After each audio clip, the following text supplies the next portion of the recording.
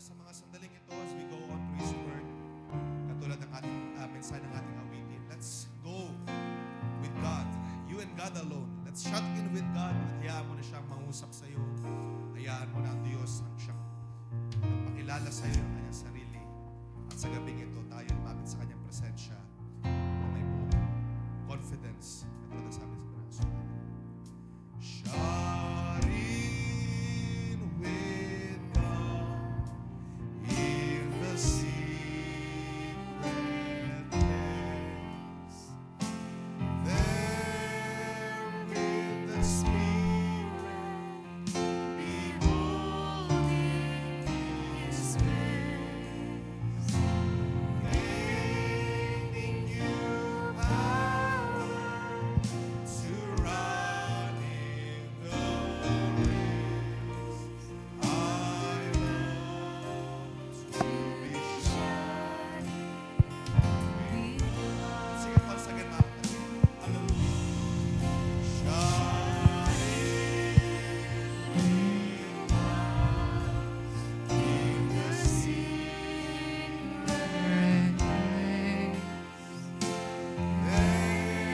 There in the Spirit, beholding His face.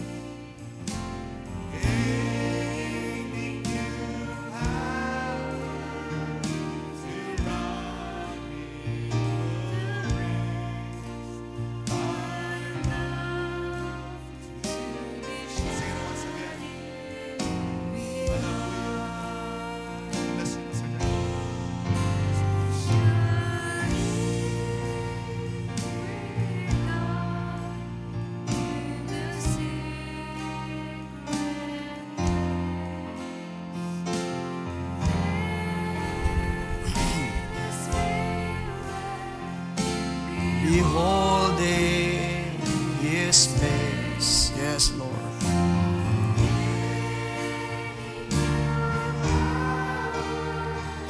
To run in the race, I love to be shouting with God. Praise the Lord. Hallelujah.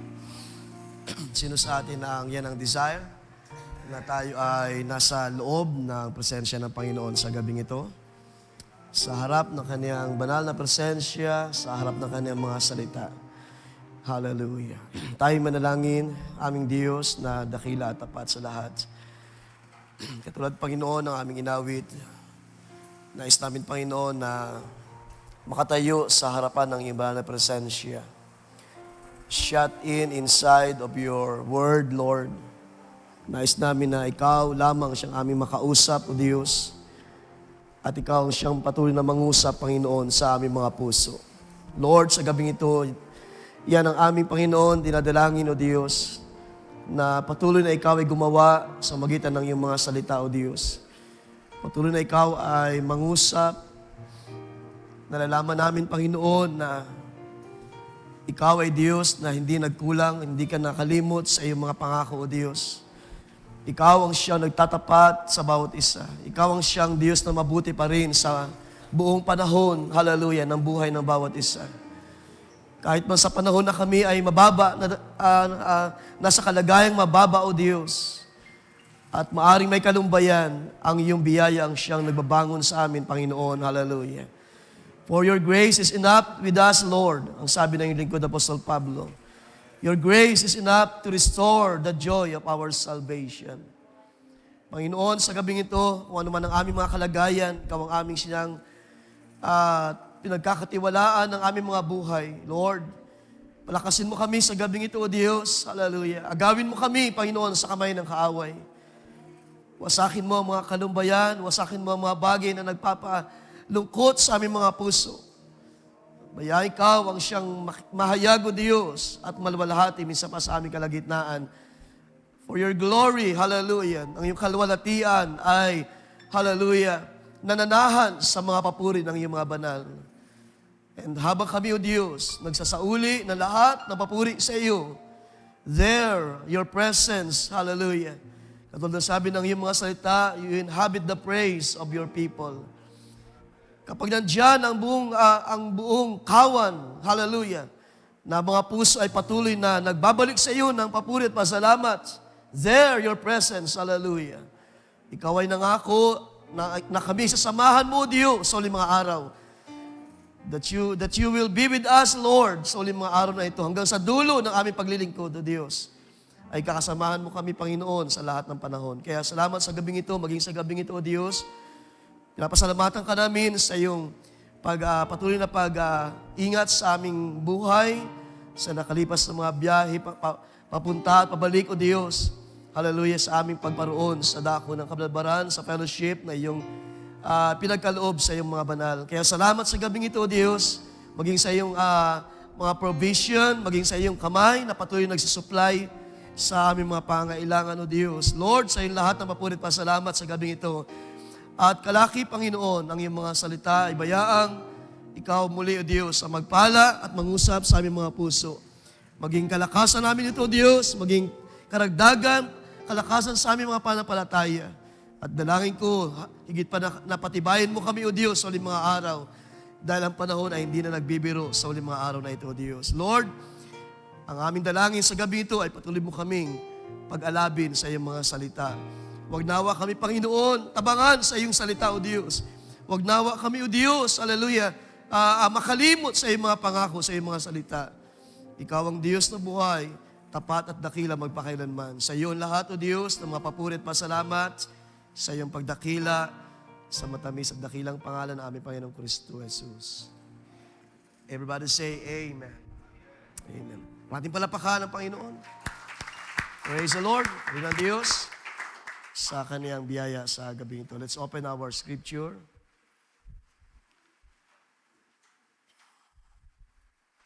Sa mga awit, punta natin ang isang talata. At mamaya ay ating dagdag ang ilang mga talata pa. Psalms chapter 16, one verse muna sa verse 11.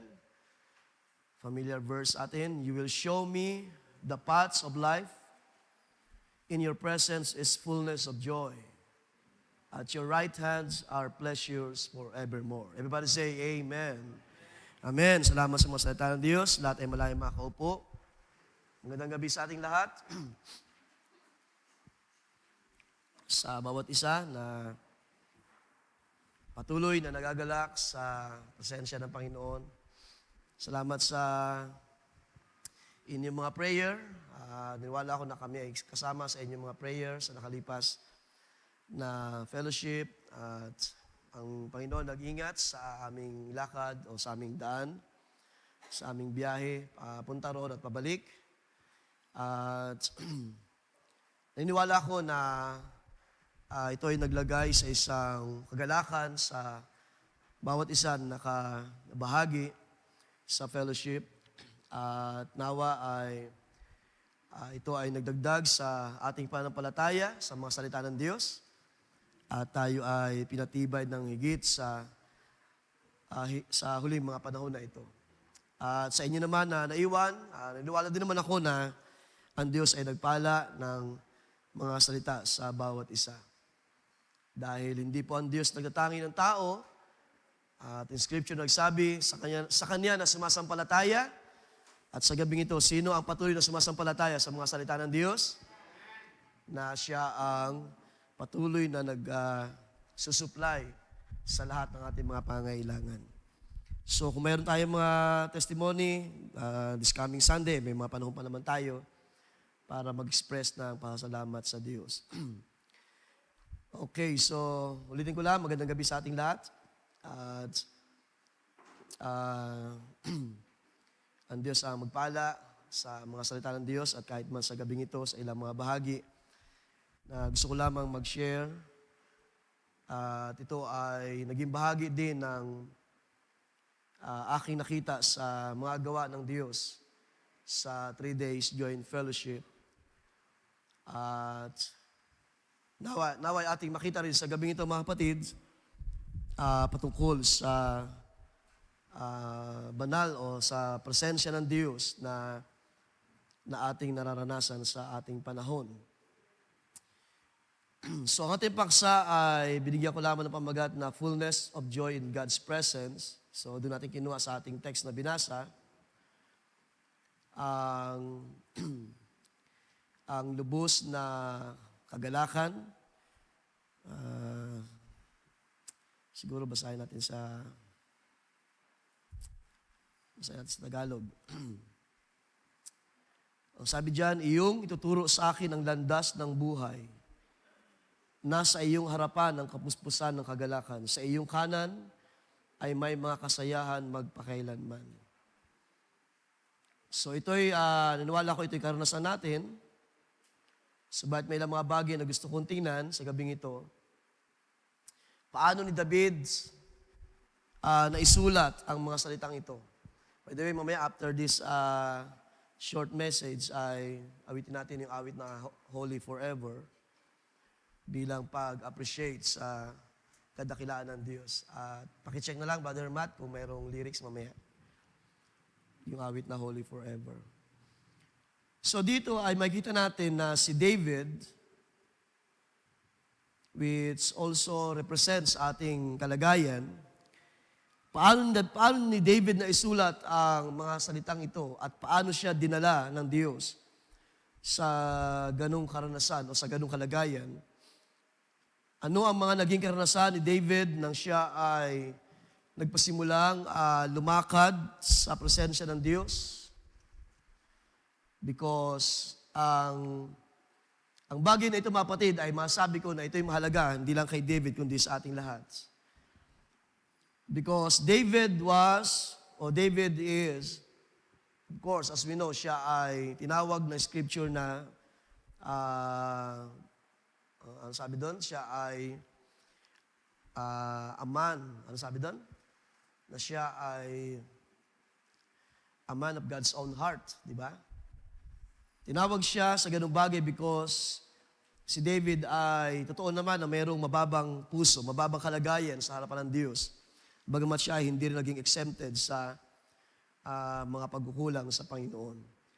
Pero sa mga panahon na ito, mga kapatid, nang kaniyang isulat ang bagay na ito, nagpasimula siya doon sa verse 1, kung ating titingnan, si David ay nagpasimula in his petition by saying, sabi diyan, preserve me, O God.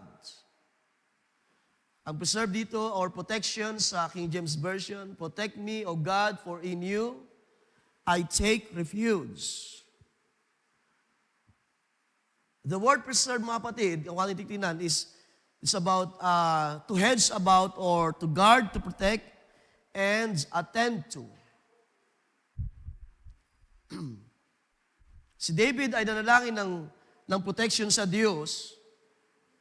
At ang hinahanap na protection ni David sa buhay niya is about protection ng Diyos sa panahon ng kanyang mga trouble. And it is very evident na si David ay alam niya kung sino at kung saan siya kukuha ng refuge sa mga panahon na yon. Kapag siya ay nakakaranas ng mga mabibigat na circumstansya o siya man ay umaharap sa harapan ng mga kaaway, alam ni David kung sino ang kanyang refuge sa mga panahon na yon. At tayo din naman sa mga panahon na ito, dapat ay alam natin, we should know, kapag tayo umaharap sa mga gawa ng kaaway, sa mga inilalagay ng diablo sa ating harapan para pigilan ng ating paglilingkod sa Diyos, we should know who is our refuge. Alam natin kung saan tayo tatakbo, pupunta sa panahon na tayo ay nakaranas ng kalumbayan, sa panahon na tayo ay pinanghihina ng mga bagay sa sanlibutan.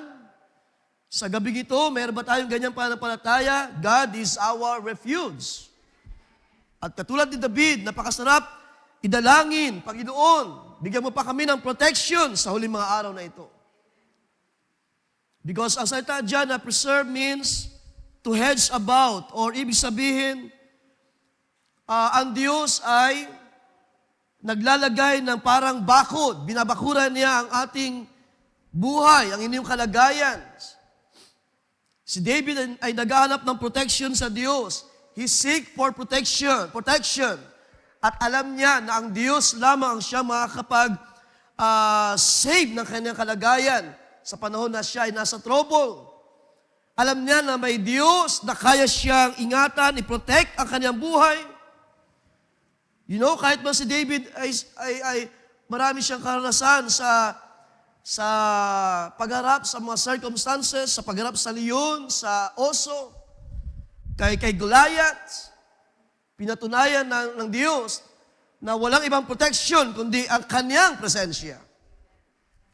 Yet David, kahit sa mga ganong karanasan, ay masabi natin, hindi siya exempted sa mga damdamin na kahit siya ay mayroong mga karanasan ng mga dakilang bagay, siya ay pumapasok pa rin sa isang kalagayan na nangangailangan ng protection ng Diyos. Ganyan po ba ang ating kalagayan sa mga panahon na ito? Hindi natin, sabi ni Pablo, hindi ko inaaring, alam ko na ang lahat ng bagay or naabot ko na ang lahat ng bagay. Tayo ay nangangailangan pa rin ng protection ng salita ng Diyos sa ating panahon.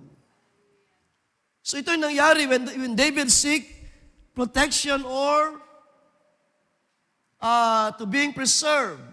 At alam niya na ang Diyos ay may kakayahan to protect his life. That God will guard his life against, sabihin natin, against all odds. Kayang-kayang bakuran ng Diyos. Sa magitan ng kanyang presensya, kayang bakuran ng Diyos ang kalagayan ni David. Kayang bakuran ng Diyos ang buhay ninyo sa kamay ng mga kaaway. At kung ito yung ating karanasan sa huling mga araw na ito, mga kapatids,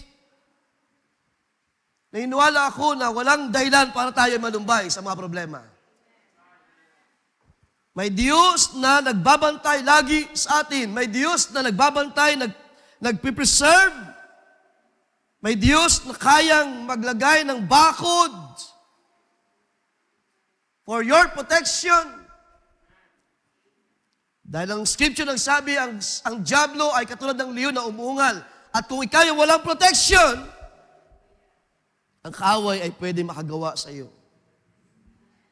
Kaya kang pasukin ng mga pag-aalinlangan, kaya kang pasukin ng mga doubts, kaya kang pasukin ng mga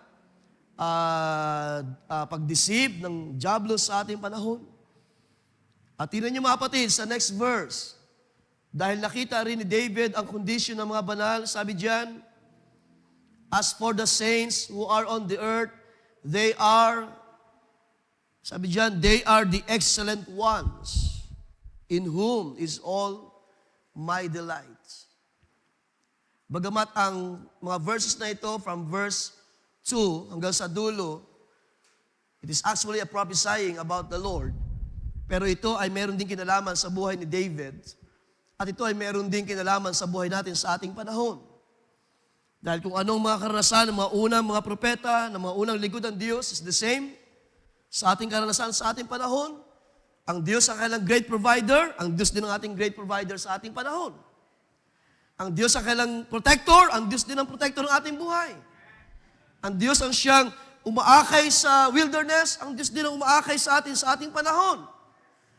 Kung kaya ng Diyos, kung nabantayan niya ang kanyang mga lingkod sa mga unang panahon, kaya ka rin bantayan ng Diyos sa uling mga araw. Hallelujah. At dito yung nakita ni David ang kondisyon ng mga banal ng Diyos. Sabi diyan patungkol naman sa mga banal, they are the excellent ones. Excellent means nagpapakita ito ng kalagayan ng mga banal, ng mga anak ng Diyos sa panahon na iyon, maging sa ating panahon, that these people, gustong sabihin ni David na ang mga banal ng Diyos, they are excellent ones or sila ay mayroong better place. Ang mga banal ng Diyos ay nakita ni David, sila ay nasa mabuting kalagayan. At kung ngayon, ikaw ay sumasampalataya na ikaw ay anak ng Diyos, ikaw ay nasa mabuting kalagayan ngayon. Serving the Lord in His presence, magagawa mong sabihin na ikaw ay kinukompleto ng Diyos in all things. That you are in a better place, na ikaw ay nasa isang maayos. Sino sa gabing ito ang sumasampalataya? Kahit mayroong mga pangailangan, you are in a better place. You are in the hands of God. Ikaw ay nasa kamay ng Diyos. Kaya nga sabi ni Pablo, sino ang makakaagaw? Sabi ng Panginoon, sino makakaagaw sa atin sa kamay ng Diyos? Sino makakaalis ng inyong kagalakan sa uling mga araw na ito? Sa Proverbs 12, sabi diyan, verse 26, the righteous is more excellent than his neighbor. It speaks of the saints. Yung mga tao ng Diyos ito na mayroong karanasan sa kanyang presensya. Ito'y mga tao ng Diyos na mayroong relasyon sa Diyos, mayroong matibay na karanasan. Katulad ng mga salita ng Diyos na aming tinanggap sa 3 days joint fellowship. Yung mga nauna sa atin na nabuhay sa pananampalataya ay tumanggap ng mabuting testimony na mula sa Diyos. At napakabuti ng Diyos because pinapatunayan niya na hindi sayang ang kanyang salita sa buhay natin. Bawat salita ng Diyos ay nagdadala sa inyo sa mabuting panotoo. That you receive a good testimony. At huwag niyong hayaan na yan ay takpan ng mga problema. Huwag niyong hayaan na yan ay mapigilan ng kaaway para hindi ma-reveal sa inyo kung sino kayo sa uling mga araw na ito. That you are an overcomer, sabi ng Scripture. Kayo ay mga ginawa ng Diyos na higit pa sa mapagtagumpay. Sa gabing ito, kasama ko ba ang mga anak ng Diyos na higit pa sa mapagtagumpay? Nandyan ba kayo na nag-i-enjoy sa presence ng Diyos sa uling mga araw na ito? Nag-i-enjoy sa presence ng Kanyang salita? Kaya marami tayo hindi. May mga pagkakataon na kailangan mag-iwalay-walay tayo minsan at maaaring tayo may iwan dito na tayo lamang. Yet, ang puso is burning sa Word of God. Hindi tayo nadadala ng mga kalumbayan na dahil tayo ay naiwan, di ba? Dahil meron naman mga ibang pagkakataon pa, God willing, yung mga naiwan naman sa mga susunod na fellowship. Di ba? Yung mga naiwan, sila ba yung mga naiwan dito? O kayo, yung mga naiwan dito, ng mga kapatiran. Because ito yung gusto kong tinan ng mga kapatid, no? In the presence of joy, of God, there's a fullness of joy. Merong ipinapakilala ang Diyos sa ating kalagitnaan, whether kahit naman hindi joint fellowship, kahit ordinaryong pagkakatipon lamang yan, dahil ang sabi ng Panginoon, 2, 3, nagkakatipon sa aking pangalan, nandun ako. So mayroong presence, mayroong pagkilos, mayroong paggawa ang Diyos. At ito yung sinasabi ni David, patungkol sa mga banal, sila ay mayroong excellent condition. So it shows the condition of the saints sa ibaba ng lupa. Kapag ikaw ay mayroong Diyos sa buhay mo, you are excellent ones. Ikaw ay nasa better place. Ikaw ay nasa isang maayos na kalagayan. At yan ay contrary doon sa karugtong ng mga talata na nakita ni David. Dahil ano sabi sa verse 4, tingnan natin mga kapatid, doon pa rin sa same chapter. Sabi diyan, the pains of those who have acquired another God. So meron pa ba sa atin dito naghahanap ng ibang Diyos, maliban sa ating Diyos na pinaglilingkuran? Meron pa ba tayong mga Diyos-Diyosan sa ating mga puso? Because ito isang malungkot na bagay, sabi ni David, the pains of those who have acquired another God will be multiplied. Kaya yung mga tao na walang tiyak na Diyos na pinaglilingkuran, ay puspos ng kahabag-habagan, sabi ni Haring Solomon, ang ipinanganak ng isang babae ay puspos ng kahabagan. Full of trouble. Lalo na kapag ang mga tao ay natuto ng gumawa ng mga bagay na labag sa salita ng Diyos. Katulad ng paghahanap, pag-inquire, paglilingkod, or pagsamba sa mga Diyos-Diyosan. Nakita ni David, sabi diyan, ang sakit, ang hirap ay nagmumultiply ng nagmumultiply. Dumadami lamang yung problema ng mga tao. Pero sa gabing ito, sino ang lumalapit na kahit meron tayong problema, may magagawa ang Diyos sa inyong mga pangangailangan. Hallelujah.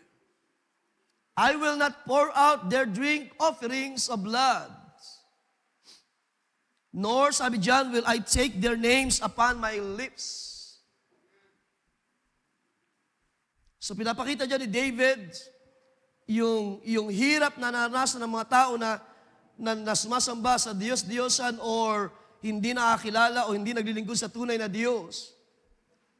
Ang kanilang buhay ay puno ng ng trouble, ng pain, ng mga kahirapan. At tingnan niyo yung sinabi ni David na ang mga taong ito ay hindi worthy para dalhin ang mga handog sa Diyos. Sabi diyan, I will not pour out their drink offerings of blood. It speaks of worshiping, serving other gods. Si David ay nagpahayag, of course, by inspiration ng Espiritu ng Diyos, na ang ganitong uri ng mga tao is not worthy. Their praise, their worship, kanilang paglilingkod ay hindi karapat-dapat dalhin sa presensya ng Diyos. Pero iba sa mga banal, mga kapatid.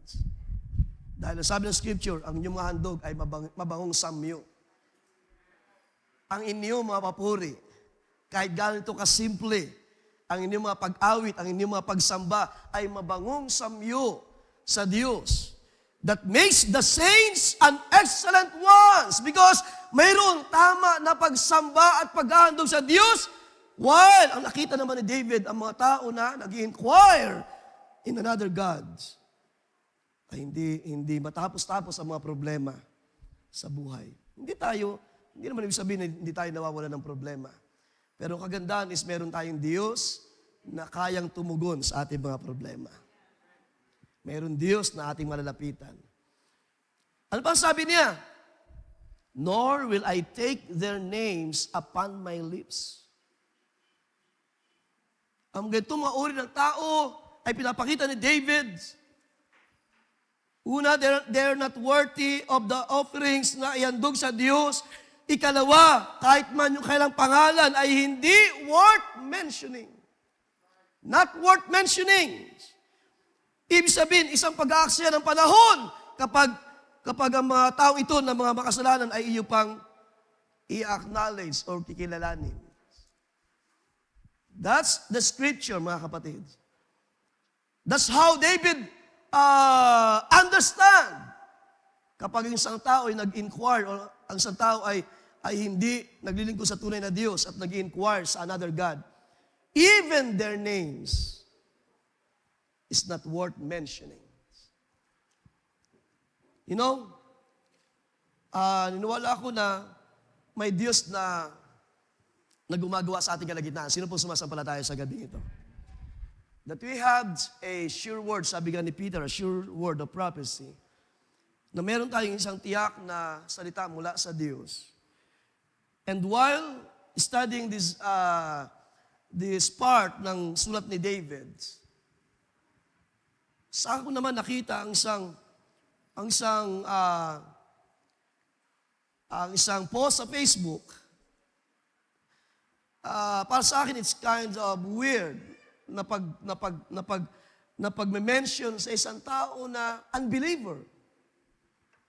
Because, napalitan siguro ninyo, namatay na si Freddy Aguilar.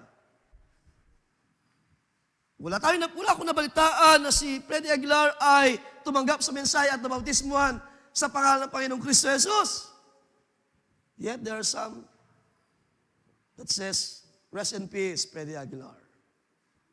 If you are a believer, dapat alam mo kung sino yung mga anak ng Diyos at hindi mga anak ng Diyos. Alam mo kung sino yung mga tao na it's not worth mentioning even their name.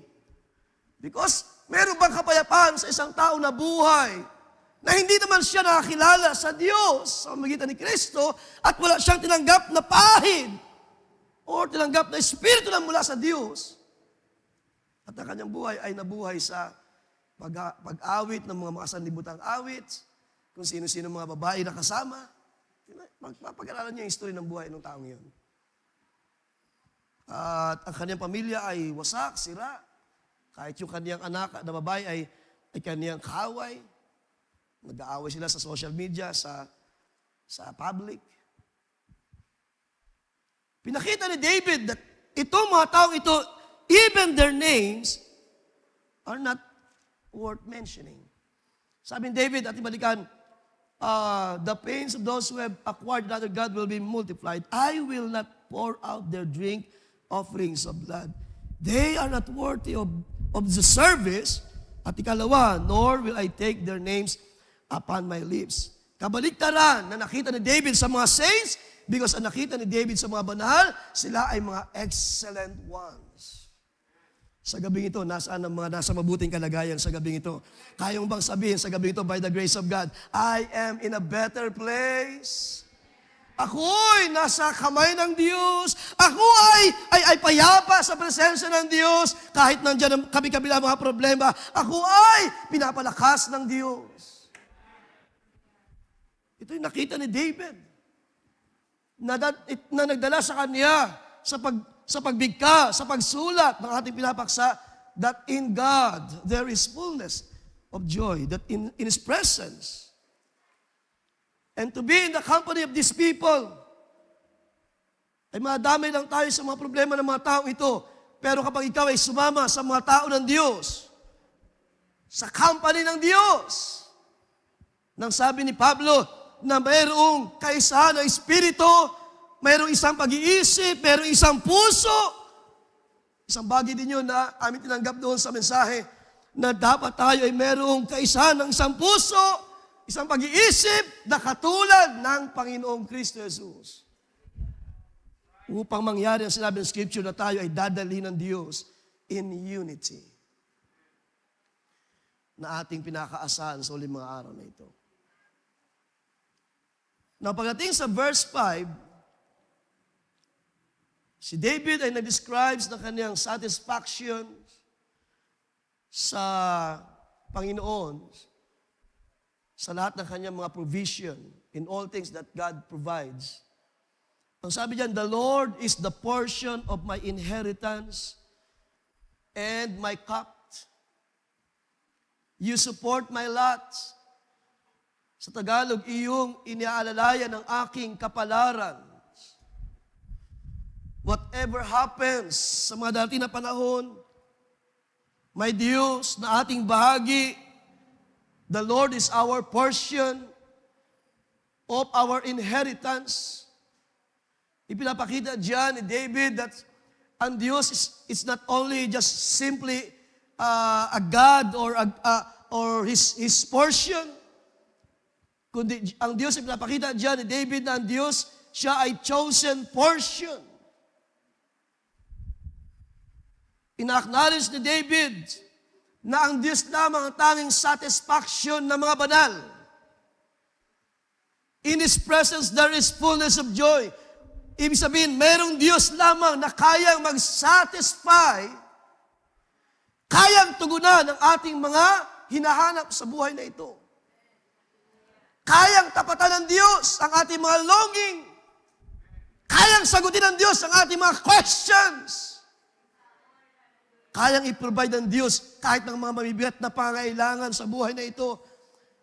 Yamang sabi ni Apostol Pablo kung paanong naibigay nga ng Diyos sa magitan ni Kristo, naibigay ang kanyang buhay para sa atin, gaano pa ang mga bagay na ating pangailangan, at meron bang mahirap sa Diyos? While David is declaring that God is his portion of his inheritance, ibig sabihin wala nang ibang kailangan si David. Sa gabing ito, wala na tayong ibang kailangan. Tingnan niyo mabuti mga kapatid. Napakabilis ng araw. Di ba? Yung preparation natin, papunta roon sa Kabadbaran Fellowship, sa 3 days fellowship. Dumaan tayo sa mga preparation. I'm talking about spiritually. So magitan ng mga salita ng Diyos. At pagdating doon, tayo ay kinausap ng Diyos, tayo ay pinagpala. Nasaan ang mga pinagpala ng salita ng Diyos doon sa mga sumama? Pagkatapos ng mga 3 araw, ngayon naman ay nagpapatuloy. Ang presensya ng Diyos ay magpapatuloy. Hallelujah! Ibig sabihin, hindi lamang tayo doon nagalak sa 3 days fellowship, nagpapatuloy pa rin ang pagkilos. Ang presensya ng Diyos ay nandyan sa inyo, handang ipakilala o patunayan sa inyo na walang satisfaction maliban sa Diyos, maliban sa salita ng Diyos. Kaya hindi tayo pumaroon doon dahil na-excite lang tayo sa lugar or first timer. Meron tayong desire, meron tayong hinahanap. Meron tayong, ang ating puso nagsabi, ang aking bahagi ay ang Diyos. At kung ang Diyos ay nagpala sa iyo, nagbigay ng opportunity to be there. Ibig sabihin, ang Diyos ay mayroong gustong ipakilala o patunayan sa iyo because it is your desire. Ikaw ay kinatagpo ng Diyos ng kanyang mga salita. Ikaw ay pinagpala ng Diyos ng kanyang mga salita na napapanahon. Sabi ng mensahe doon, food in due season. Anyway, sa atin mga hindi nakaparoon, mayroong mga recording sa YouTube, sa Facebook, na pwede nyo ring i-enjoy ang salita ng Diyos. Na kahit kayo ay wala doon, kung tama ang puso natin sa paghahanap, pagkauhaw sa presensya ng Diyos, you can watch and you can bless. You will bless. Kahit tayo ay wala doon sa gawain. So, mayroon pa, sabihin, this is an opportunity, no? Dahil ito hindi nangyari before. Noon, na wala pang social media, talagang ang mga hindi nakakasama sa mga joint fellowship ay talagang walang alam sa naging pagkilos, maliban na kung mayroong mga nagpatotoo sa kanya, nag-story, nag-testify. Pero ngayon, hindi na mahirap, mga kapatid. Kung gusto mo rin talaga maranasan kahit wala ka doon, you can watch and you can hear the Word of God. Para yung mga nakaparoon at ikaw ay mayroong the same experience sa presence ng Diyos. At kaya mong sabihin sa gabing ito, in your presence there is fullness. Hallelujah. Na wala nang ibang satisfaction like David. Wala siyang ibang hinahanap na satisfaction ng kanyang inheritance, kundi ang Diyos na kanyang pinaglilingkuran. Ganyan ba tayo sa gabing ito, mga kapatid? Our satisfaction is the Lord. Hallelujah. Ang ating kagalakan ay ang kanyang mga salita. Hallelujah. Kaya kahit tayo tapos lang ng 3 days fellowship, nandito pa rin tayo, nauuhaw pa rin, nagpapatuloy pa rin. Bagamat maaaring ilan ay pagod pa, kahit man ako ay ramdam pa yung pagod. Dahil biyahe, then 3 days fellowship, then biyahe. Ay talagang hindi biro ang ganong fellowship na malayo. At sunod-sunod na sa mga hindi po nakakaalam, yung last day, yung huling-huling gabi ay inabot kami ng 10. Almost past 10. Dahil sa tinawag lahat ng mga song offering, testimony, para walang uwi na malungkot. Sabi ng MC, sige, tawagin natin lahat. Kaya si Pastor Amand ay nag-preach ng 30 minutes. Pero kahit man 30 minutes, fullness of joy. Puno pa rin ng blessing, puno pa rin ng pagkilos ng salita ng Diyos. Dahil hindi natin pwedeng tawag niyan, pigilan ng salita ng Diyos. Kaya mahaba o maigsi, God is working. So dito yung nakikita natin, mga kapatid, no? Kapag ating naunawaan ang gawa ng Diyos, ay kaya mo rin sabihin even in our days, ang sabi sa Psalm 73 verse 26, my flesh and my heart fails, but God is the strength of my heart and my portion forever. Kahit man tayo makaranas ng mga panghihina, kahit man tayo makaranas ng mga kalumbayan, kapag ikaw ay merong karanasan sa Espiritu ng Diyos, kapag ikaw ay may karanasan sa mga kapangyarihang salita ng Diyos, ay kaya mong sabihin ang sinabi ni David na ang Diyos ang iyong kalakasan ng iyong puso at siya ang iyong bahagi magpakailanman. Kahit na ikaw ay gustong ibaba ng kaaway, i-down ng mga problema, ay kaya mong sabihin because meron kang karanasan sa bawat salita ng Diyos at ako'y sumasampalataya na hindi nakaalpas sa mga pandinig ng mga anak ng Diyos ang bawat mensahe na ating naririnig. Siya na may pakinig ay makinig dahil ang Espiritu ng Diyos ay merong ipinapangusap sa huling mga araw.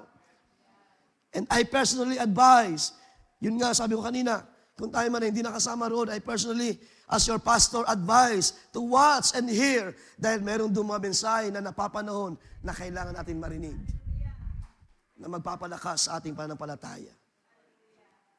My flesh and my heart fails. Lahat naman tayo ay pwedeng maranasan yan. Pero salamat, by the grace of God, sa gabing ito, Sama-sama tayong magsasabi, ang Diyos ang kalakasan ng aking puso. Kalakasan ng aking kaluluwa. Hindi ko alam ang inyong mga problema sa gabing ito. Hindi ko alam ang mga karanasan ng bawat isa. Pero tayo ay nasa ilalim ng salita ng Diyos. Tayo ay nasa isang presensya lamang ng Diyos sa gabing ito at siya ang bahalang tumugon sa iyong pangailangan. So kailan ba natin sinasabi na ang Diyos ang ating naging kalakasan? Of course, by His Word. Sa loob ng 3 days joint fellowship, ay wala naman doong pinakamahalagang bagay, kundi ang salita ng Diyos, ang pangaral ng salita ng Diyos. At secondary na lamang ang ma-meet ang mga believer. Secondary na lamang ang ma-meet ang mga, yun din ang isang advantage or kagandahan ng nakakaparoon sa mga ganong fellowship because you will meet the brethren. May meet mo ang iba't ibang mga kalagayan, iba't ibang mga local churches. Makikita mo how they serve the Lord sa kasimplihan ng paglilingkod. Maaring hindi katulad natin manamit. Because totoo yun, marami doon, majority doon mga kapatid, ay talagang mga simple lamang ang mga pamumuhay. Yet they serve the Lord. Yet sila ay may karanasan sa presensya ng Diyos. And it doesn't matter how they testify the works of the Lord sa buhay nila, kung paano sila umaharap sa audience. Hindi man katulad natin na mayroong opportunity to buy new clothes or mas maayos na kalagayan. Walang pwedeng makapigil at walang pwedeng itapat sa pagkilos ng presensya ng Diyos. Ang genuine joy ay lumilitaw in spite of needs. Kahit doon ang iba'y malayo pang pinanggalingan, bundok ang pinanggalingan, ang iba doon, ayon sa mga testimony, ay nakaranas ng hirap sa biyahe, na aksidente, nawala ng preno. Ang sasakyan, ang challenge lang talaga doon ay kapag nag-testimony sila ng Bisaya. So it's hard to understand, lalo na kapag talagang wala kang alam sa language. Pero sa biyaya ng Panginoon, ako ay nakakaintindi ng mga words, few words, na kapag iyong narinig sa aking experience ay tawag niyan, kahit paano ay naintindihan ko yung thought, ibig sabihin ng testimony. Kahit medyo mahirap intindihin ang Bisaya. Gayun pa man mga kapatid, tulad aking sinasabi, kung genuine ang karanasan sa presensya ng Diyos, it doesn't matter kung ano yung kalagayan physically. Meron doon isang matanda na sobrang galak ang kanyang puso, kahit na sa preaching, amen ng amen, amen, iyak ng iyak sa gawain, kahit sa mga testimony, sa mga nagsasong offering, sa pakikinig sa salita ng Diyos, lalo na sa praise and worship. At habang naghandog sila ng awit, anong church yun, Brother Cholo? Nakalimutan ko yung church nila kung parang sa Leyte ata yun.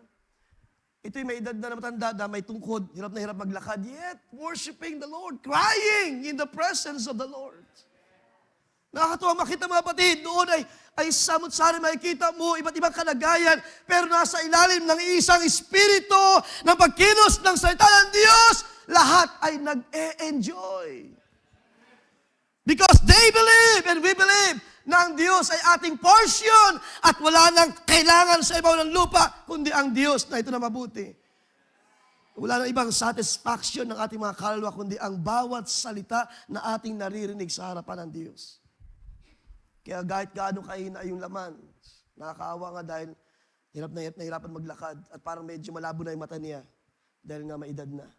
Pero nakaka-challenge sa kaniyang pasasalamat sa Diyos. Nakaka-challenge sa kaniyang pag-declare, pagpupuri, pasalamat, pagbalik ng biyaya sa Diyos. Psalms 119, sabi diyan, verse 57, "You are my portion, O Lord."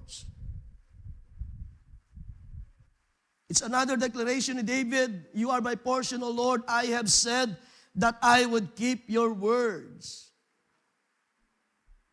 So ang mga nakakaunawa na bahagi nila ang Diyos, ang sabi diyan, kanilang iniingatan ang bawat salita na kanilang naririnig. Langit at lupa ay lipas, subalit ang salita ng Diyos ay mananatili magpakailanman. Alam mo ba na ang iyong iniingatan sa iyong puso ay salita ng Diyos na mananatili magpakailanman? Hallelujah! Kaya wag natin maliitin ang mga fellowships. Huwag natin maliitin ang isang maliit na gathering na ito. I believe kahit man kayo ay kaunti lamang ng Sunday, ang Diyos nandun sa Adbaran, the same God na gumawa, hallelujah, at nangusap sa inyo.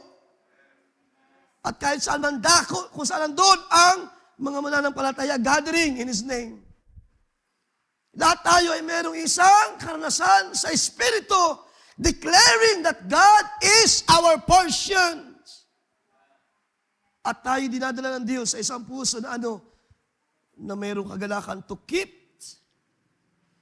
Ingatan lagi natin ang bawat salita na ating naririnig sa mga pangaral, bawat testimony, bawat pagpapahayag ng salita ng Diyos in due season lalo na. Bawat tinig, bawat pagpapahayag ng Espiritu ng Diyos, keep it in your hearts.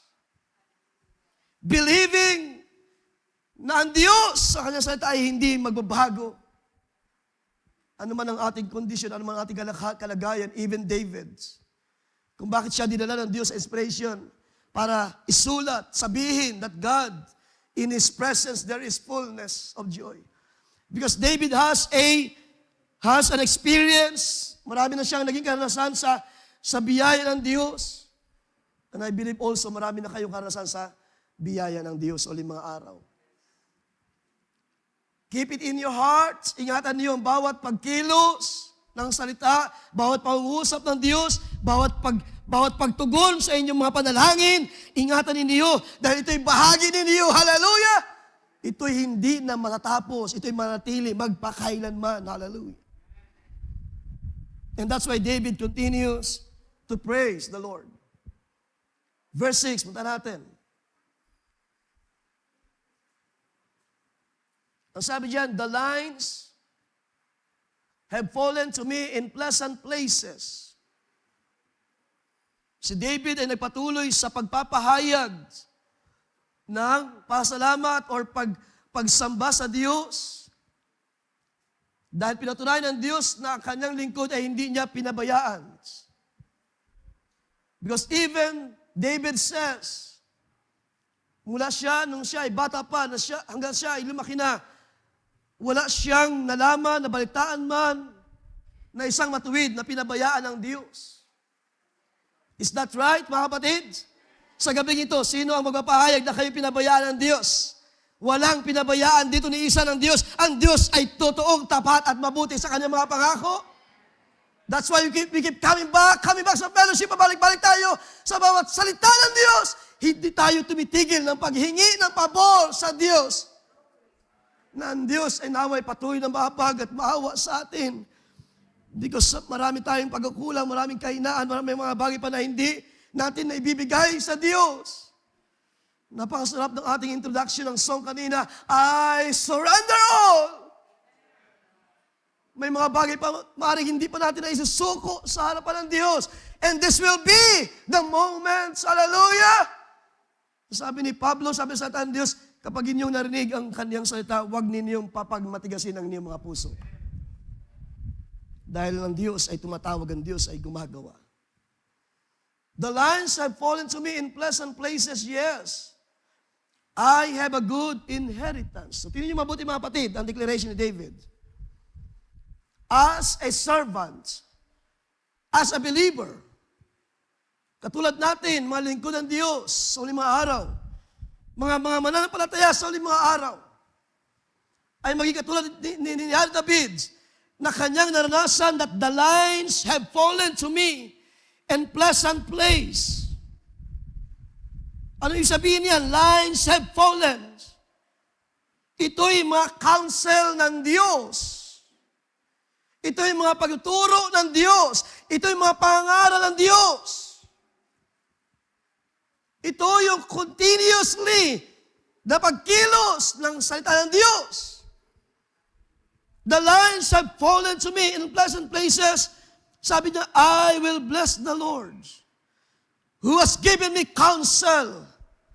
My heart also instructs me in the night seasons. So itong lines have fallen, these are the counsel of God, and it's like a measuring line na naglalagay ng boundary.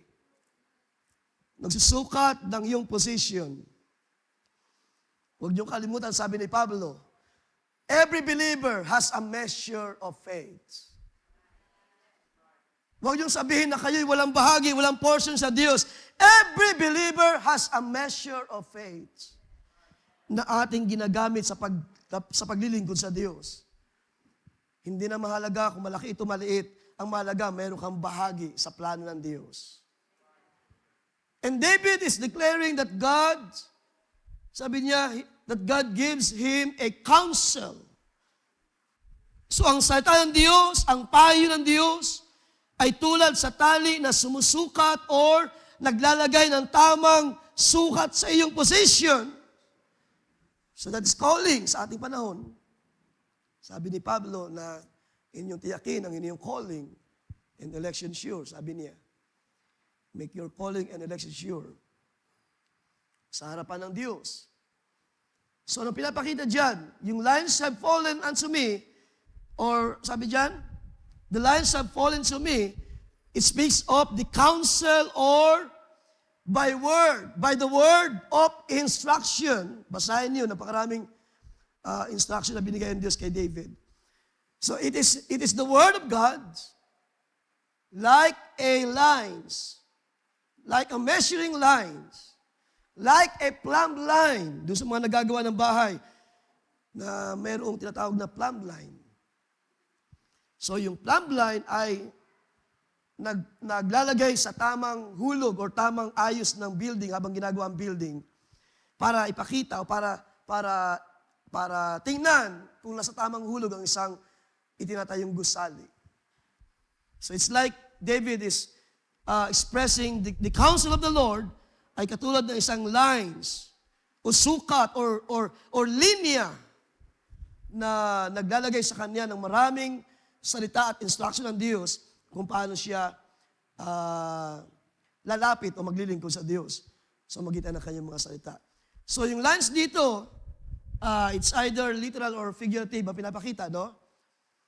If taken literally, then ang mga linya na ito, it speaks of allotted periods and the boundaries ng dwelling place ni David.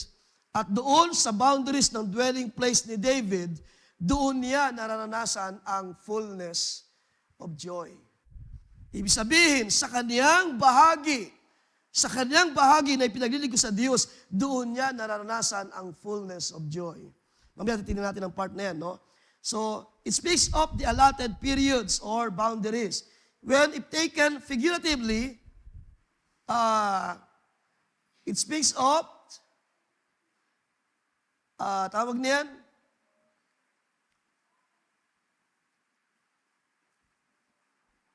nagpapakita ng kaluguran ng Diyos. Binanggit doon yung pleasant places.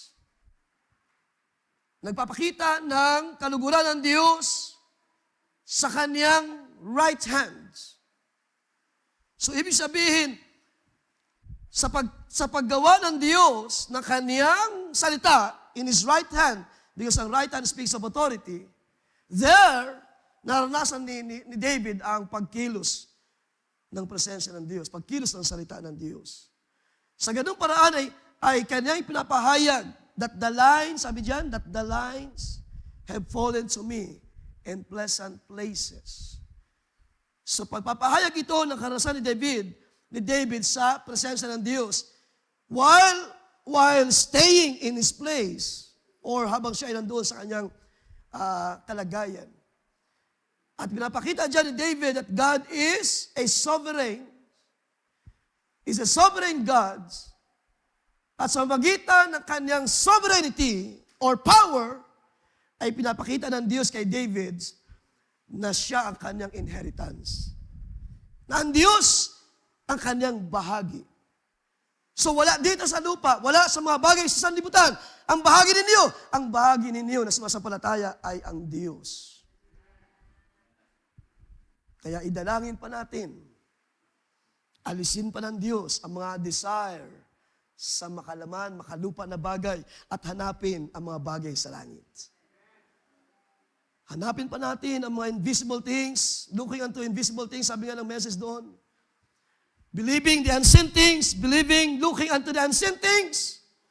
Dahil ang mga bagay na nakikita ng inyong mata ay matapos, ang inyong mga hinahanap ng mga bagay na hindi nakikita ay mananatili magpakailanman. At doon tayo dinadala ng Diyos sa uling mga araw. I pray na maranasan natin ang presensya ng Diyos, mga kapatids. I pray na maranasan pa natin ang malayang pagkilos ng Kanyang Espiritu sa ating mga gawain, sa ating mga buhay, hindi lamang dito sa loob ng iglesia. Dalangin ko na iparanas pa sa atin ang sabi ni David that he's praying for a refuge, that God is praying for protection dun sa unang talata natin binasa. Anong sabi doon? Balik kung ating mabalikan, David is praying or seeking for a refuge or protection. And because David is desiring that God place or make a hedge. Huwag natin kalimutan, even Elijah, nang sabihin ni James, na meron siyang pagkatao na tulad natin. Ang mga heroes of faith ay hindi pa mga invincible people. Hindi sila mga superman na mga tao. Sila rin ay dumadanas ng mga weaknesses. Katulad natin, dumadanas ng maraming paghihina rin sa pananampalatayang kahinaan sa maraming mga bagay. But we take refuge, and if you seek refuge sa Diyos, ang Diyos ay naglalagay ng hedge, hallelujah, ng security, protection by His Word, hallelujah. At kayang patunayan ito ng Diyos sa buhay ninyo na walang magagawa ang kapangyarihan ng dyablo. At kaya niyong sabihin at kahit man sa panahon na tayo mahina, like Paul, that when I am weak, then the Lord is strong. His Spirit, His Word is strong within me. Kahit tayo ay down na dahil sa maraming problema, ang Kanyang kabanalan, ang Kanyang presensya, ang nagbabangon sa atin sa Kanyang harapan. Sino sa inyo nakakaranas ng bagay na yan? Sa panahon na tayo'y mahina, pinapatunayan ng presensya ng Diyos that He is strong enough. That His Word is powerful enough para tayo ay ibangon sa uling mga araw na ito. Ano sabi ni David? Verse 7 na tayo. I will bless the Lord who has given me counsel. So yun ang binabanggit niya, the lines have fallen. It's like a counsel of God. Si David ay nagpuri sa Diyos, siya ay nagpasalamat sa mga counsel, sa mga salita ng Diyos. Pasalamat tayo sa 3 days fellowship. Ang Diyos ay mayaman sa Kanyang salita. Anong ginagawa ng Diyos? He's giving your portion by His Word. Kapag tayo ay nakakarinig ng mga salita ng buhay mula sa presensya ng Diyos, ang ating bahagi ay pinupuno ng salita ng Diyos. Yun dahilan, kapag mayroong salita, may worship. Kapag may pagtuturo ang Panginoon, may pagsamba, may pasalamat. Like David, sabi niya, I will bless the Lord who has given me counsel. My heart also instructs me in the night seasons. Kanya itinataas ang Diyos. Itaas pa natin ang Panginoon sa ating kalagitnaan for giving us the words in due season. God is preserving His people. Sa panahon na very deceiving ang sanlibutan, ang salita ng Diyos ay mananatili magpakailanman. Para bantayan tayo, para ingatan tayo ng ating mga kaisipan ay hindi mabaling sa mga maraming mga espiritu sa kahanginan, sabi ni Pablo. Kaya nga, I have this burden in my heart. Ito'y binanggit ko na sa ating youth leader.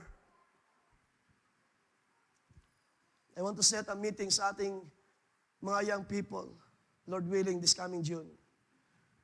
I want to talk to you heart for heart. Puso sa puso. Salita ng Diyos ay ating puntahan. It's about time. Dahil ang inyong mga magulang dito, ang ating mga magulang, ay hindi sa amang panahon, magkakasama tayo. Mula sa mga kabataan, naniniwala ako sa masampalataya, ay kayang magbangon muli ng Diyos. Hindi tayo nagkakatipon para lamang mag-ubos ng mga panahon at oras, salapi, parot parito. God is building His church. God is giving us our inheritance para wag na tayong lumayo sa presensya ng Diyos. Para ang inyong mga desire, mga young people, ay hindi na manatili sa mga bagay sa lupa. Kundi kahit man kayong kabataan, ay mayroon na kayong desire, nasa na maglingkod sa Diyos. Hallelujah!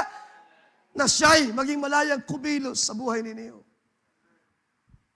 Upang kayo'y maging isang huwaran, sabi ni Pablo kay Timothy.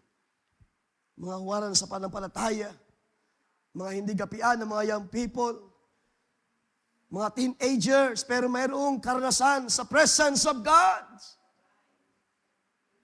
Mga kabataan na mayroong puso na malalim ang pagkauhaw. Dahil maraming mga bagay ang kaaway sa libutan nito para dayain ang ating mga kaisipan. I have set the Lord always before me.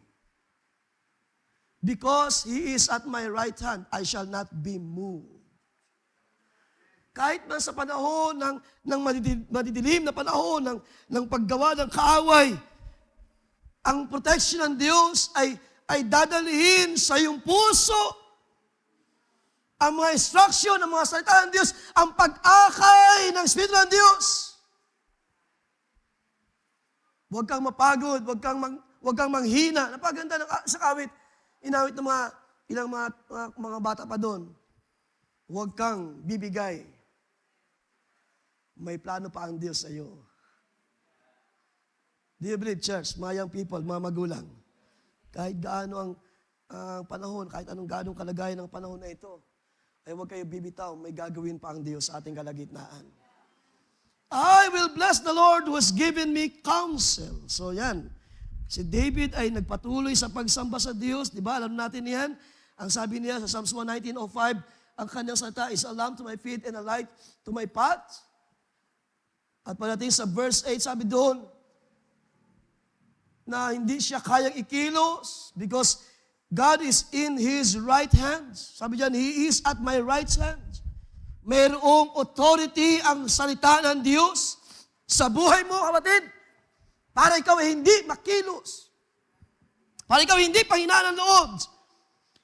Si David ay binigyan ng katiyakan mula sa Diyos na hindi siya masishake ng mga circumstances.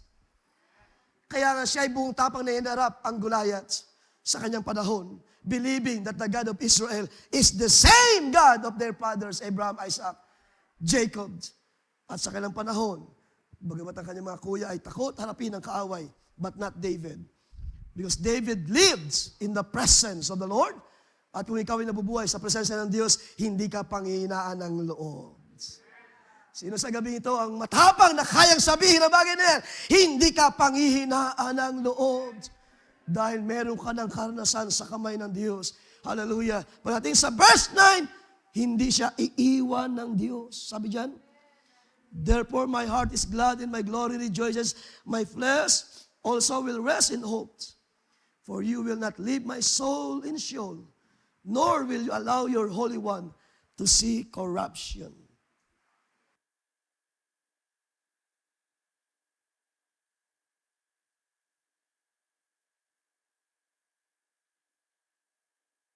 So that is his faith. Yan ang pananampalataya ni David. Sabi diyan, ang kanyang puso ay magagalak at siya, kanyang kalwalatian ay magagalak din. May glory, rejoices, sabi diyan.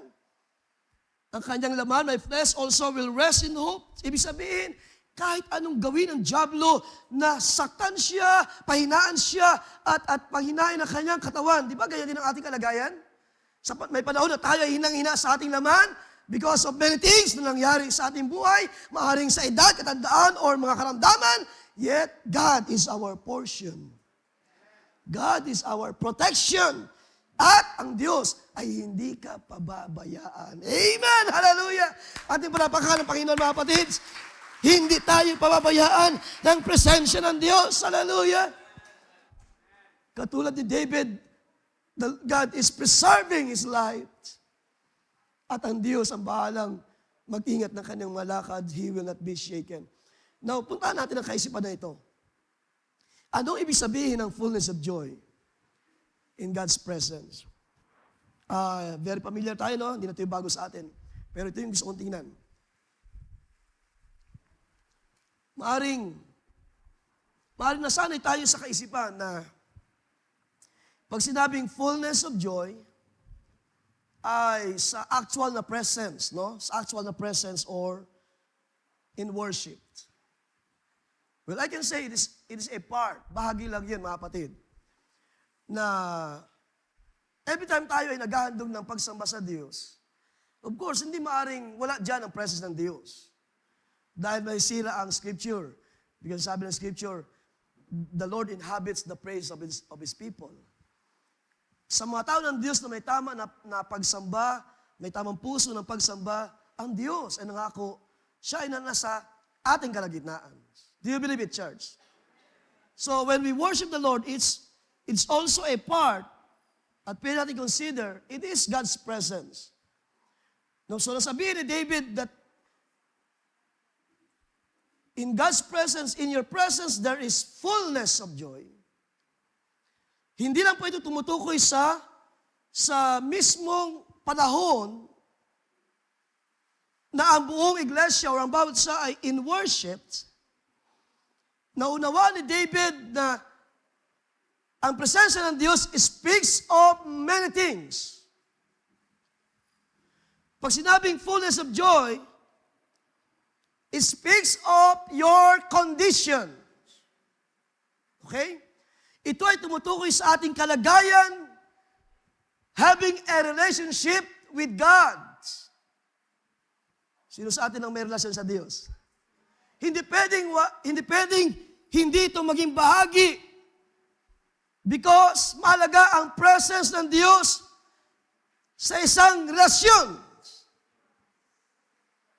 Di ba? Sa dalawang magkarelasyon, magkaibigan man yan, magulang sa anak, mahalaga ang presence ng isa't isa. Di ba? To build and to protect the relationship. At ganoon din naman ang pinapakita dito ni David. Ang presence dito, mga kapatid, sa Hebrew word, speaks of the face or the countenance. So pag sinasabi nating fullness of joy, in your presence there is fullness of joy, hindi lamang ito tumutukoy sa kagalakan mo. Yes, nagagalak tayo magsamba sa Diyos, we worship, we give thanks, we praise. Pero ang fullness of joy ay tumutukoy sa kalagayan ng mga mananampalataya standing before the presence of the Lord.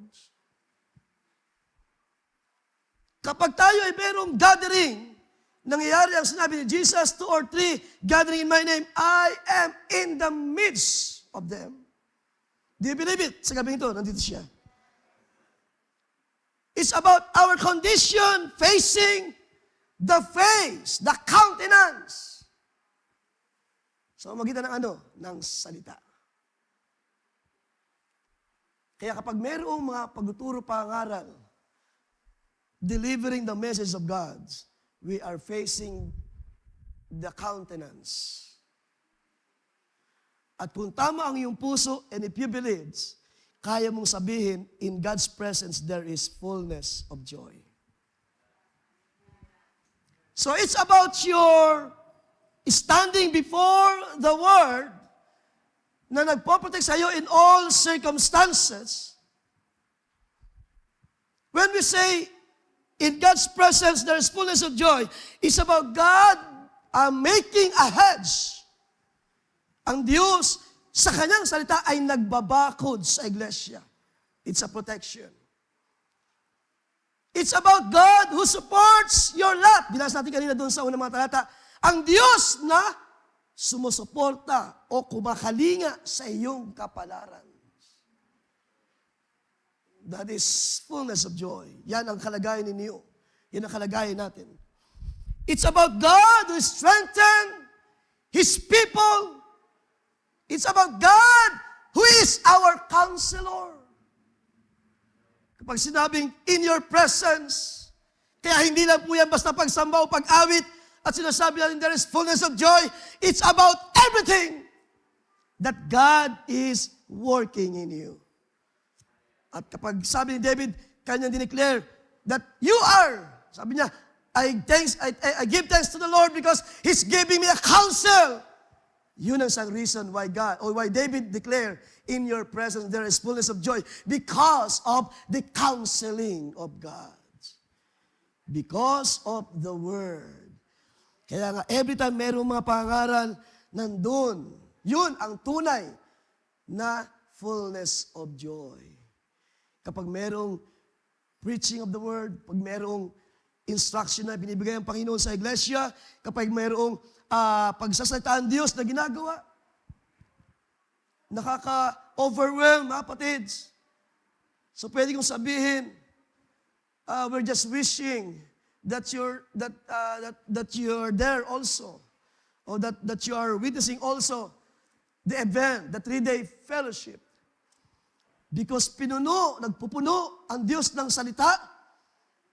Salamat sa mga words of instruction. Salamat maging sa pagre-rebuke ng Espiritu ng Diyos, ng salita ng Diyos, at maging sa pangungusap ng interpretation of tongues.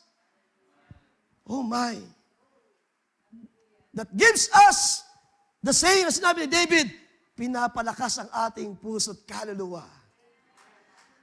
At yun ang dahilan ng sabi ni David, in your presence there is fullness of joy. Hindi lang yun sa panahon na ikaw ay sasamba, aawit, kundi yun ay pagkilos ng kanyang countenance.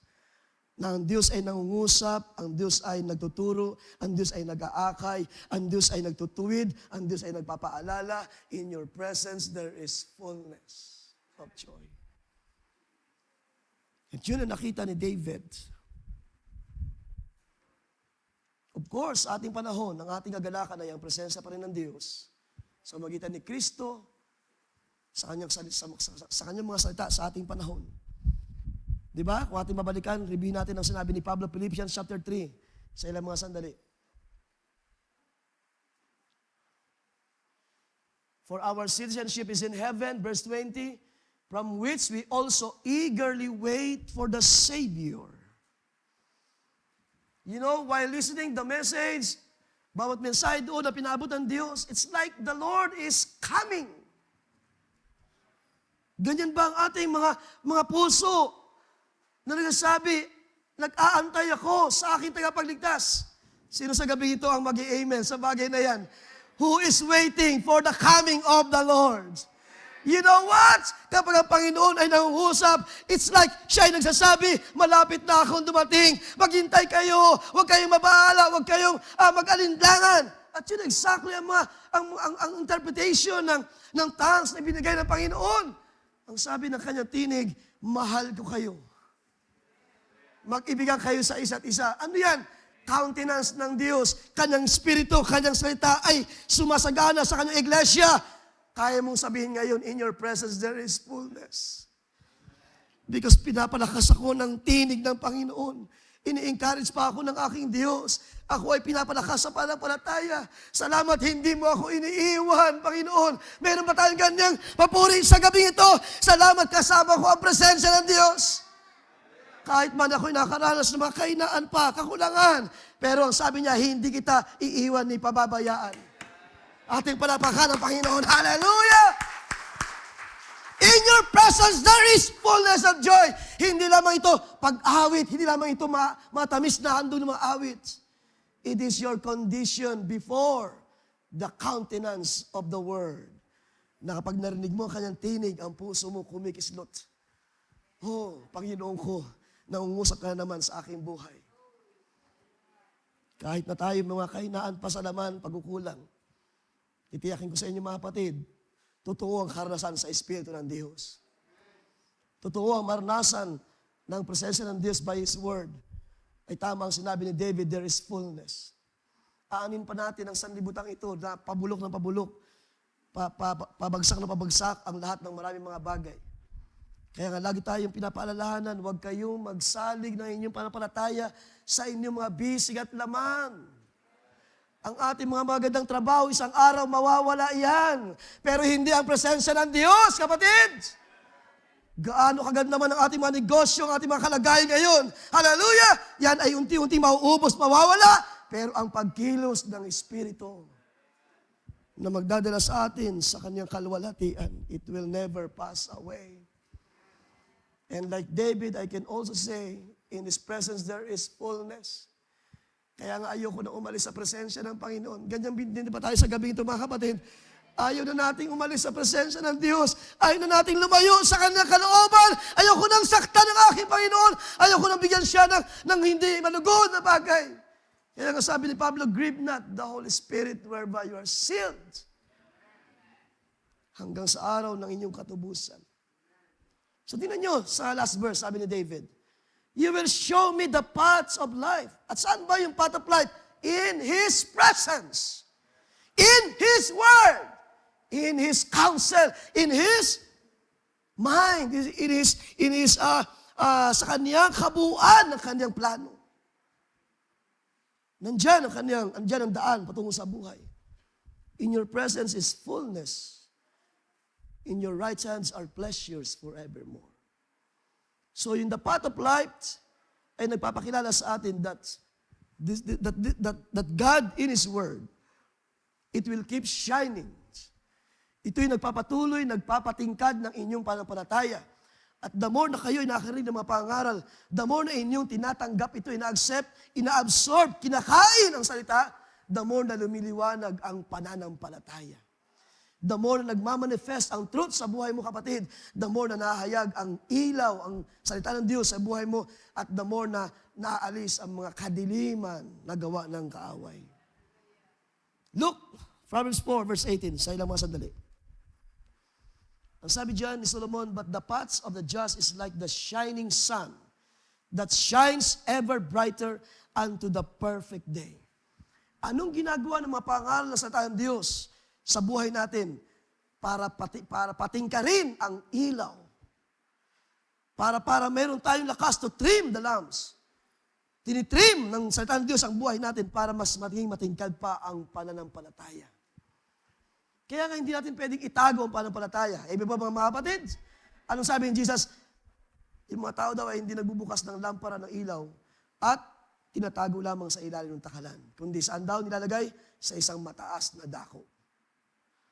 At anong ginagawa ng presence ng Diyos sa buhay natin? Itinataas tayo sa kalwalhatian. Itinataas ka ng Diyos above everything. Oh, kay sarap manatili sa presensya ng Diyos. Sino mag-i-amen, mga kapatid? Kay sarap mabalot ng presensya ng Diyos, kay sarap manatili sa pagkilos ng mga salita ng Diyos. Psalm 17 verse 15, tingnan natin. As for me, I will see your face in righteousness. Now, kung pag-uusapan, mga kapatid, ang fullness of joy, kahit man maranasan mo ang kamatayan, panghihina sa laman, karamdaman. Mga kapatid, listen, hindi na mababago ang fullness of joy. Kahit pa ikaw na ang maraming problema sa gabi ito, hindi na mababago ang fullness of joy.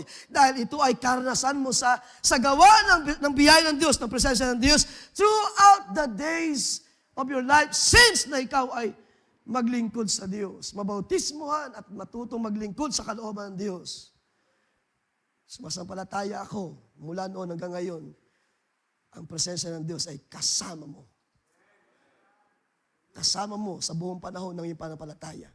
Kaya dito si David declaring, sabi niya, as for me, I will see your face in righteousness. I shall be satisfied when I awake in your likeness. So it speaks of, even David understood. Alam niya, dating ang panahon, it is possible na siya ay manghina sa laman. So most probably, sa mga panahon na ito, nagkakaedad na siya. At habang siya nagkakaedad, of course, may malakas na pagkilos ang Diyos sa buhay niya. And he understood na hindi na siya manatiling bata pa, physically. At siya'y tumatanda na, nagkakaedad na. At alam niya, it is most likely, it is possible na siya ay bawian ng buhay. Pero ang kanyang kagalakan sa presensya ng Diyos ay nagpapakilala. Sabi niya, I shall be satisfied when I awake in your likeness. It speaks of the resurrection. It speaks of the Lord sa ating panahon that Christ, ang kanya sabihin, I am the resurrection and the life. At kung si Kristo ay nasa inyo, meron kayong kalakasan, biyaya mula sa Diyos para sabihin, sa presensya ng Panginoong Kristo Jesus, ay merong lubos na kagalakan. It is God in the Old Testament and also God in our days. Only mga araw, the same God works, working in His presence, in His Word. At yung karanasan ni David ay pinapakita lang sa atin, it is like David. Kung paano si David ay nag-seek ng refuge, sumasampalataya ako na ganyan din kayo. Lahat tayo ay merong ganong damdamin sa panahon na tayo ay nangailangan, we seek refuge sa Diyos.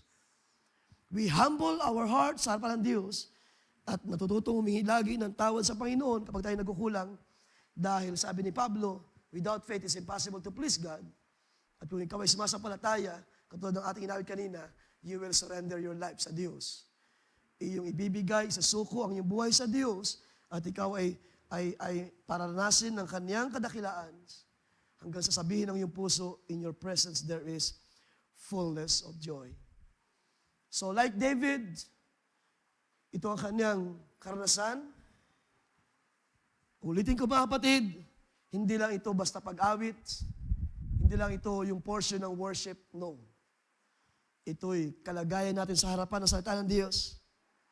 While the word is delivering or is giving to us, binibigay sa atin, it is like the countenance of the Lord is here. We are standing, we're facing before the countenance of the Lord. At kapag nandyan ang salita ng Diyos, nandyan ang kalayaan, nandyan ang kapayapaan, nandyan ang kagalakan, lubos sa presensya ng Diyos. Sino sa inyo mga kapatid naranasan na ang bagay na yan? Ang pagkilos ng salita ng Diyos sa buhay niyo ang nagdadala sa atin sa fullness of joy. So wag alisin na natin sa ating kaisipan na masyado tayong, kapag praise and worship, nandiyan ang aking kagalakan. And how about pagtapos ng praise and worship? Di ba? Wala na naman tayong kagalakan? No. Kapag tayo nasa ating mga personal life, sa tahanan, trabaho, dala-dala natin yung fullness of joy. Because nasa atin ang salita, iniingatan lang natin ang bawat salita ng Diyos. Sa lahat tayo magsabi na amen, ating panapakan ang salita ng Diyos, ang kanyang presensya. Hallelujah! Tayo na tayo magsitay mga kapatid. At sa Diyos, mauwi ang lahat ng pasalamat sa gabing ito. Now, pupunta tayo sa pagsamba. It is only a part of saying that in His presence, there is fullness of joy. Bahagi lang ito mga kapatid while we are giving our praise. Tayo muna ay manalangin, dakila at banal na Diyos. Ikaw ay aming tinataas at pinapasalamatan sa gabing ito. Salamat, Panginoon, sa iyong mga salita, patuloy na gumagawa sa aming kalagitnaan. Salamat sa iyong pagkilos. Salamat sa patuloy na bibigay ng mga counsel, O Diyos. Patuloy na ikaw ang siyang nagpapayo sa buhay namin. Panginoon, patuloy pa kaming palakasin sa panampalataya at magawa namin, O Diyos, ang sinabi ng iyong lingkod si Aaron David, na aming iingatan ang iyong mga salita sa aming panahon. That we will keep your word, O God. Every counsel, every word na aming marinig, ayon sa iyong salita, O Diyos, ay aming iingatan, aming tatayuan sa uling mga araw na ito. Ano man ang mangyari, ano man ang kalagayan ng buong sanlibutan. Lalo na sa aming panahon na napakaisik na ng mga araw, ang Diyos ay naghahanap ng papuri, pagsamba ng kanyang mga banal. At nawa, O Diyos, hindi lamang sa panahon ng portion ng worship, kundi sa aming mga paglakad, ay taglay-taglay namin ang lubos na kagalakan ng iyong banal na presensya. Lord, I pray, Lord, na ikaw ay patuloy na gumawa at kumilos pa sa buhay namin, Panginoon. mula sa iyong mga magulang, mula sa aming mga magulang. Hindi lang sa kanila, Panginoon, maging sa aming mga kabataan, maging sa mga murang kaisipan, O Diyos.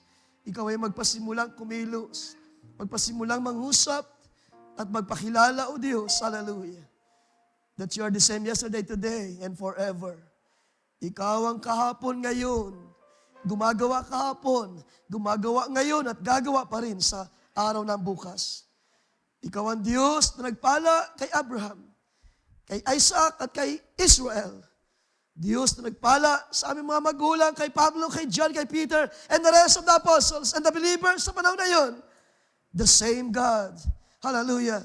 At amin ring pinapahayag like David, ang aming mga puso ay nagagalak sa iyong presensya. Upon hearing your words, bawat salita mo, Diyos, ay nagpapagalak sa aming mga puso at kaluluwa sa uling mga araw na ito. Lord, pagpalain pa, O Diyos, sa bawat isa. May you bless your word in our hearts. Pagpalain ng ipatuloy na pagkilos paggawa, I pray, maging sa mga araw na darating, O Diyos, maging sa aming mga personal na paglakad, Panginoon, ay daladala namin ang lubos na kagalakan sa iyong mga salita. Bless your people. Bless your humble servant, Lord. At salamat, Panginoon, sa mga karanasan, sa nakalipas na mga fellowship. Salamat sa mga bagong bagay na iyong pinagkaloob. Salamat sa iyong mga pagtuturo, maging sa mga pagpapaalala at pagsaway, Lord. Nakita namin ang pangalaga ng unity sa iyong iglesia. Lord, turuan mo pa kami ibaba ang aming mga puso. Alisin ang aming mga pagmamataas, aming mga sarili. Lagi naming sabihin, wala kaming magagawa, O Diyos, kundi Ikaw ay may magagawa para sa amin. Because You are our portion forever, Lord. Ikaw ang aming bahagi sa aming mga mana sa uling mga araw. At ang buhay na ito'y matatapos. Sa araw na yun, ay wala ng karamdaman, wala ng sakit, wala ng hirap. Dahil kami ay magtatamo ayon sa pananampalataya, ay aming tatamuhin ang iyong mga pangako ayon sa iyong salita, O Diyos. Mula sa isang vile body, isang katawang mahina at mababa, ay dadamitan ng isang maluwalhati na katawan. Oh, pinupuri ka namin, O Diyos, pinapasalamatan. Salamat sa blessed assurance sa iyong mga salita, O Diyos. Salamat sa isang tiyak na pag-asa. Lord, I pray for your people, Lord, kahit man ang maliit na lingkod, sumingi pa rin ng biyaya, kalakasan, Lord, habag at awa mula sa iyo. Patuloy ka magpalakas sa iyong lingkod sa bawat isa. Patuloy mo kami itayo sa uling mga araw. Isang malakas at mapagtagumpay ng mga mananampalataya. Sa iyo ang lahat, O Diyos, mauwi. Papurit pa salamat ay sa iyo lamang sa tanging pangalan ng Panginoong Kristo Jesus. Sa lahat ay magsabi ng Amen. Atin pala pa kami sa Panginoon. Can we say praise the Lord? Sino sa gabi ito magsabi, in His presence, there is fullness of joy. Hallelujah, hallelujah.